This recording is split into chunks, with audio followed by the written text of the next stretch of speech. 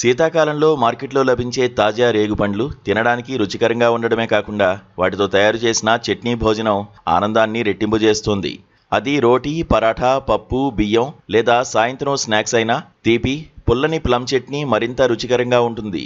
దీని ప్రత్యేక లక్షణం ఏంటంటే బెల్లం తీపి, సుగంధ ద్రవ్యాల వాసన కలిసి పిల్లలు, పెద్దలు ఇద్దరూ ఇష్టపడే రుచిని సృష్టిస్తాయి. మీరు ఇప్పటివరకు రేగిపండ్ల చట్నీని రుచి చూడకపోతే ఈసారి మీరు ఖచ్చితంగా దీన్ని ప్రయత్నించాలి. ఇది తయారు చేయడం చాలా సులభం, ఎక్కువ సమయం తీసుకోదు. తాజా కాలానుగుణ పండ్లతో తయారు చేసిన ఈ చట్నీ ఆరోగ్యానికి మంచిదని భావిస్తారు. ఇంట్లో తయారు చేసిన చట్నీకి ప్రత్యేకమైన రుచి ఉంటుంది, ఎందుకంటే ఇది ప్రేమ, తాజాదనం రెండింటినీ మిళితం చేస్తుంది. రేగిపండ్ల చట్నీ తయారు చేయడానికి మీకు తాజా రేగుపండ్లు, రుచికి బెల్లం, 1/2 టీ స్పూన్ కళ్ళు ఉప్పు, 1 టీ స్పూన్ ఆవాల నూనె, 1/2 టీ స్పూన్ పంచఫోరాన్, కొద్దిగా నీరు అవసరమని గృహిణి సీమాదేవి వివరించారు. ముందుగా ఒక పాన్లో ఆవాల నూనెను వేడి చేయండి. నూనె వేడైన తర్వాత పంచఫోరాన్ వేసి సుగంధ ద్రవ్యాలు వాటి వాసనను విడుదల చేసే వరకు తేలిగ్గా వేయించాలి.